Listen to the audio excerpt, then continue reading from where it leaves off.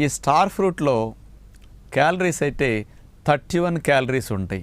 అందుకని చాలా తక్కువ క్యాలరీస్. ఇక బొప్పాయి తిన్నా చూడండి, బరువు ఉన్న షుగర్ ఉన్న ఎవరికి ఏం కాదు కదా.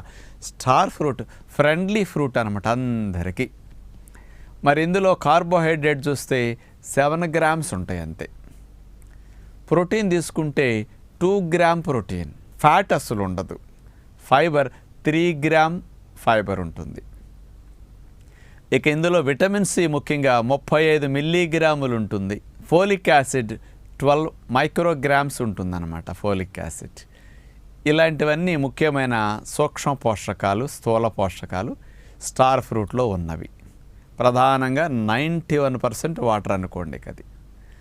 మరి స్టార్ ఫ్రూట్లో ఒక 7 ప్రధానమైన లాభాలు మనం పొందటానికి ఉపయోగపడుతుంది అని సైంటిఫిక్ స్టడీ చేసిన వారు 2016 సంవత్సరంలో